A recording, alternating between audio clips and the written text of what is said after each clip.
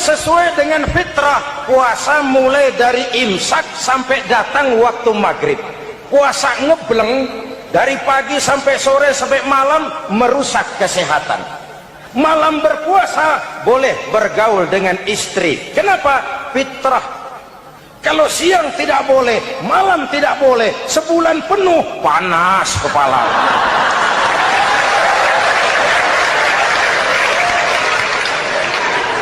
Rontok rambut. Hadirin yang saya hormati, itu yang pertama. Yang kedua, kita yakini Quran sebagai kitab suci karena isinya tidak saling bertentangan, konsekuen, konsisten. Kalau ada satu kitab, di satu ayat mengajarkan Tuhan Esa, di lain ayat mengajarkan tiga, liar itu mah.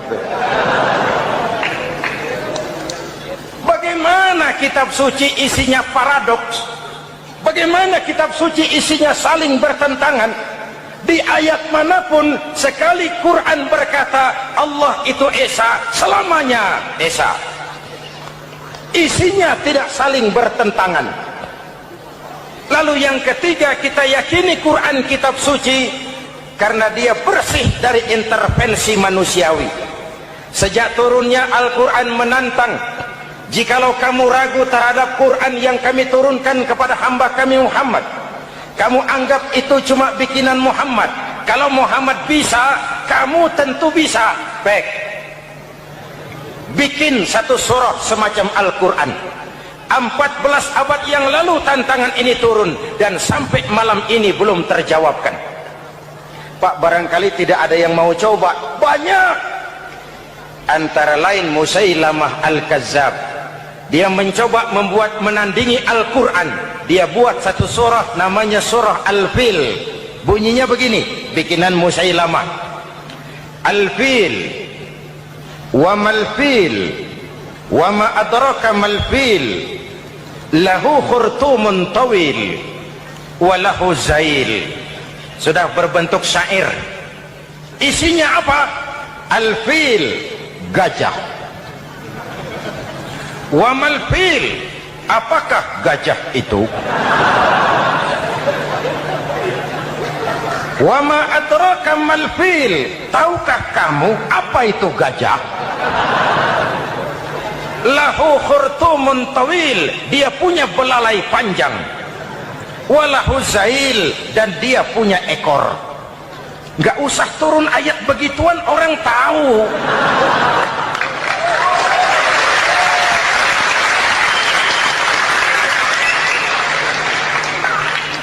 Kalau redaksi mendekati, maka isi jauh panggang dari api.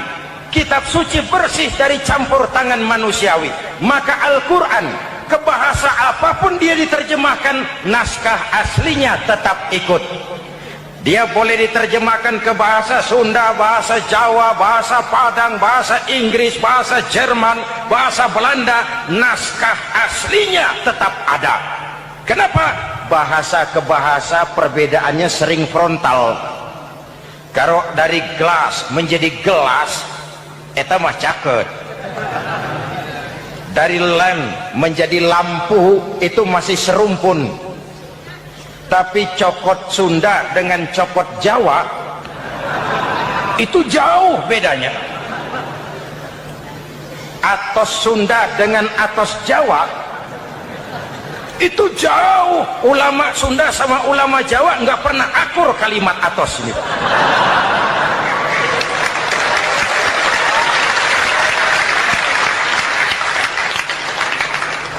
Inilah kebenaran janji Allah, inna nahnu nazzalna dzikra wa inna lahu lahafizun. Kami yang turunkan Al-Quran, kami yang akan menjaganya. Ribuan orang hafal Al-Quran. Lalu apa pesan-pesan misi utama Al-Quran? Pertama, menegakkan tauhid. Ini yang lebih dahulu. Ibu bapak, saudara-saudara hadirin yang saya hormati, Rasul kalau masuk sepertiga yang akhir, sing-singan baju, hamparkan sajadah, lebih banyak di masjid daripada di rumah. Itu Rasul. Maka sepertiga yang akhir masjid makin ramai. Lihat Masjidil Haram. dengan kita. Sepertiga yang akhir masjid mulai mengalami kemajuan, safnya makin maju.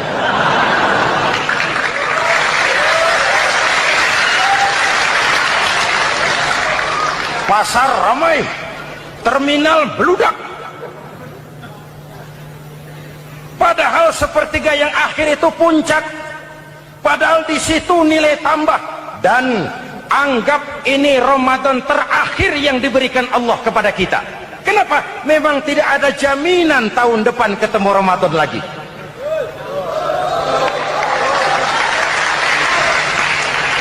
Anggap ini Ramadan terakhir yang diberikan Allah kepada kita. Tidak ada jaminan tahun depan Ramadan akan ketemu lagi. Tidak ada jaminan. Manfaatkan pelukan pemutihan. Semua kita melakukan introspeksi. Tidak tahu kita Ramadan tahun depan nanti masih ketemu apa tidak. Sebagaimana kita tidak tahu kita masih hidup atau tidak. Hadirin yang saya hormati, misi kedua Al-Quran, persaudaraan, kebersamaan atas dasar keadilan dan kebenaran. Mari kita jadikan Ramadan sebagai bulan di mana sedikit demi sedikit kita berupaya kembali menjadi generasi yang Qur'ani. Rasulullah pernah ditanya, kalau Tuhan wafat ya Rasul, kemana kami minta nasihat? Aku tinggalkan kamu dua nasihat, satu yang diam saja, satu yang bisa bicara. Yang bisa bicara apa ya Rasul? Al-Quran. Minta nasihat Quran. Yang diam saja apa ya Rasul? Maut. Dalam hidup ada dua nasihat. Nasihat yang bisa bicara, Al-Quran. Nasihat yang diam saja, maut. Mau dagang, minta nasihat Quran. Mau bertetangga, minta nasihat Quran. Itu nasihat. Nasihat yang kedua, diam saja, tahu-tahu datang maut. Makanya anggap ini Ramadan terakhir yang diberikan Allah kepada kita. Karena tahun depan tidak ada jaminan kita bertemu Ramadan. Indonesia kita bangkrut, Indonesia kita terpuruk, Indonesia kita sakit sekarang ini. Kan ulahnya orang-orang yang pinter tapi tidak benar.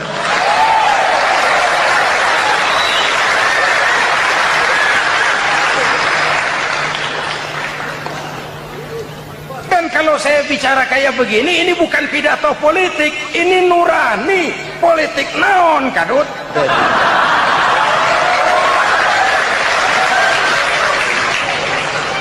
Ini nurani, ini tanggung jawab sebagai anak bangsa. Manusia bersuku-suku, ya. Manusia berbangsa-bangsa, memang itu diakui oleh Al-Quran. Min dzakari wa untha wa ja'alnakum syu'uban wa qabaila. Kami ciptakan kamu dari laki-laki dan perempuan. Kami jadikan kamu bersuku-suku dan berbangsa-bangsa. Apa tujuannya? Agar kamu saling mengenal satu dengan yang lain.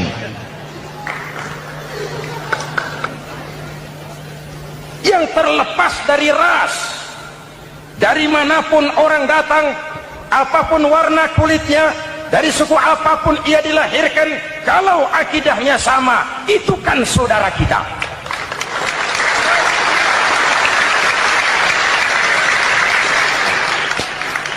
Seperti di masjid, kita tidak peduli dari mana kita datang. Yang datang dari kidul, madep ngulon mang. Yang datang dari sebelah lor, madep ngulon mang. Yang datang dari sebelah wetan, madep kulon mang. Yang datang dari kulon, madep ngulon. Bukan soal dari mana kau datang, tapi satu arah menghadapmu. Kau mau Betawi, mau Sunda, mau Jawa, mau Padang, mau Aceh, mau Batak, mau Ambon, kita satu nusa, satu bangsa, satu bahasa.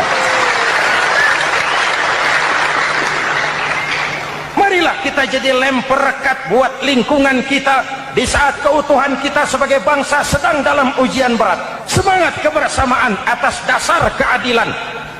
Tidak ada mayoritas menekan minoritas. Umat Islam itu kalau besar, dia mampu melindungi yang kecil. Kalau kecil, dia bisa menjaga diri. Tiap sholat Jumat, khatib berpesan pada akhir khutbah kedua, innallaha ya'muru bil adli wal ihsan, innallaha ya'muru bil adli wal ihsan. Allah memerintahkan kamu menegakkan keadilan dengan argumen, bukan dengan sentimen, mengajak bukan mengejek, merangkul tidak untuk tujuan memukul. Kalau sebagai bangsa kita utuh, kompak dan bersatu, saya yakin kita akan bisa mengatasi kesulitan-kesulitan sekarang ini.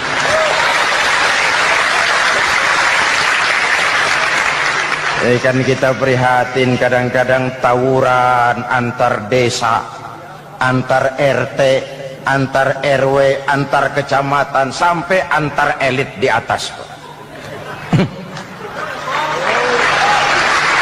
Makanya saya ulang lagi pesan ini, kalau elit di atas tawuran, jadilah penonton yang baik. Saudara-saudara kaum muslimin yang saya cintai, kita prihatin, kita seakan tercabut dari akar budaya kita sebagai bangsa. Kenapa kita yang berfalsafahkan Pancasila, kenapa kita yang berketuhanan yang Maha Esa tiba-tiba jadi beringas dan brutal? Muhammad Toha teriak takbir ngadepi Belanda, Bung Tomo teriak takbir ngadepi Belanda, ayeuna takbir ngadepi batur sadulur salembur. Nanaonan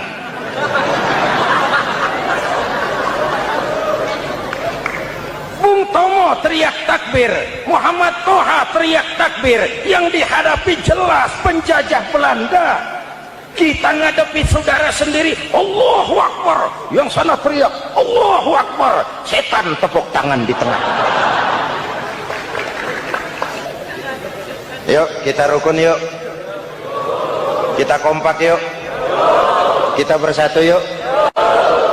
Ada maling ayam ketangkap, disiram bensin, dibakar hidup-hidup. Kok kita bisa begitu? Street justice, pengadilan jalanan mulai tegak. Iyalah kita tidak puas dengan kerja aparat kita, tapi jangan main hakim sendiri. Ini negara, bukan hutan.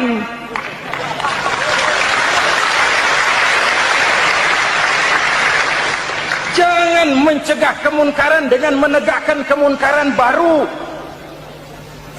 Oleh hal-hal yang sepele, yang mestinya kita bisa mencari jalan keluar dengan baik. Ayo luruskan saf, rapatkan barisan, satukan langkah, tautan hati. Kita satu umat yang satu, diikat oleh Al-Quran. Hanya dengan kebersamaan kita akan mampu menata hari esok yang lebih baik atas dasar keadilan dan kebenaran. Al-Quran membebaskan manusia dari gaya hidup sekuler. Quran mengingatkan, awas bung, ada hidup sesudah mati, ada akhirat sesudah dunia. Lebih untung orang yang percaya akhirat daripada yang tidak. Paling tidak hidupnya normatif. Contoh, saudara yakin akhirat ada, lalu saudara hidup baik-baik, menjauhi yang munkar, meninggalkan yang haram, saudara sujud, puasa, jihad, lalu saudara mati. Setelah mati ternyata akhirat tidak ada. Tidak ada ruginya. Paling kurang kita sudah dicatat sebagai orang baik.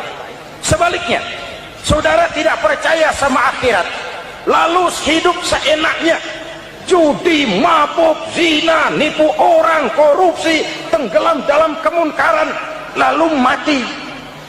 Setelah mati ternyata akhirat ada. Baik, kemana anjen? Lebih untung orang yang percaya akhirat ketimbang yang tidak. Hidupnya ada rem. Iya pak, saya kepengen banyak uang, tapi kalau main judi nanti di akhirat bagaimana? Iya, saya kepengen jadi orang kaya, tapi kalau korupsi, nipu orang, buka peternakan tuyul, nanti di akhirat bagaimana? Gaya hidup yang berkeseimbangan. Ada hidup sesudah mati dan ada akhirat sesudah dunia. Yang keempat, Quran membebaskan manusia dari belenggu kebodohan. Quran ayat yang pertama turun sudah berkata Iqra, baca. Kamu jangan jadi bodoh. Kebodohan menimbulkan kemiskinan, kemiskinan mendekatkan kepada kekufuran. Quran mengangkat harkat, derajat dan martabat kaum wanita. Sebelum Quran turun, sebelum Islam datang, nasib wanita sangat menyedihkan. Dilahirkan hanya untuk melahirkan. Kalaupun berperan, peranannya tidak lebih segitiga. Dapur, sumur, kasur. Kasur, sumur, dapur. Dapur, sumur, kasur. Wanita dilecehkan, sekadar alat pemuas nafsu. Datang Islam, Rasul terenyuh. An-nisa imadul bilad. Wanita adalah tiangnya negara. Jikalau baik wanita, baik negara. Jikalau rusak wanita, hancur negara. Karena wanita, negara jaya. Betul? Karena wanita, negara hancur. Betul? Maka wanita adalah bidadari yang kadang-kadang setan. Kadang-kadang.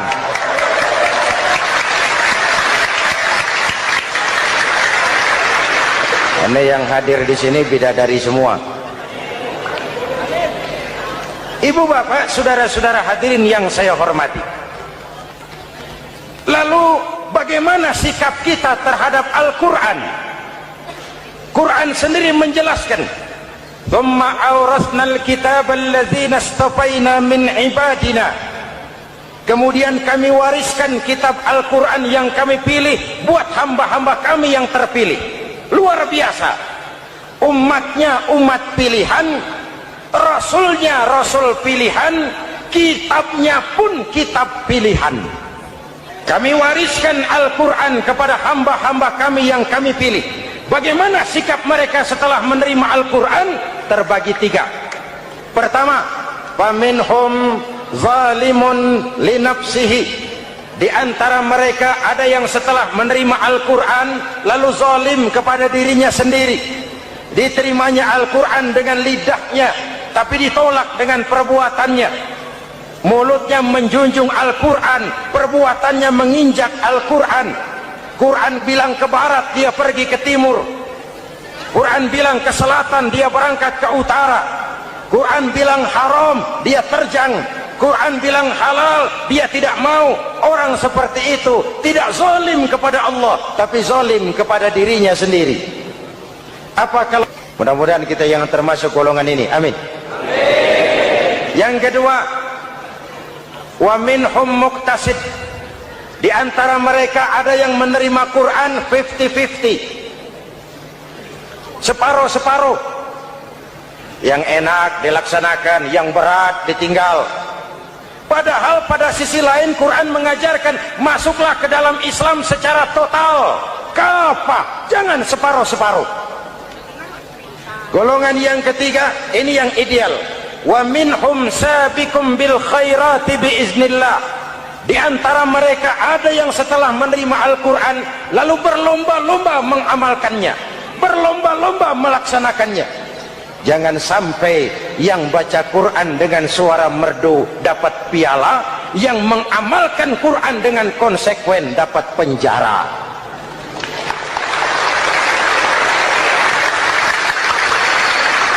Itu ironi, itu menyedihkan, itu memilukan, dan itu memalukan. Pilihan terserah kita. Satu hadis Rasulullah mengajarkan begini, man ja'alal qur'ana amamahu qadahu ilal jannah, wa man ja'alal qur'ana khalfahu saqahu ilan nar.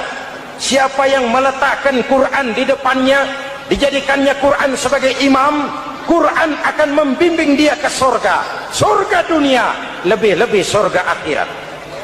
Sebaliknya, siapa yang meletakkan Quran di belakang, dibelakanginya ajaran Quran, Quran akan mendorong dia ke neraka, neraka dunia, lebih-lebih neraka akhirat. Quran imam apa makmum? Kita makmum apa imam? Makmum ikut imam apa imam ikut makmum? Makmum ikut imam. Jikalau Quran adalah imam, jikalau kita adalah makmum, ke barat kata Quran, ke barat kita berangkat, ke timur kata Quran, ke timur kita menuju. Halal kata Quran, itu yang kita ambil.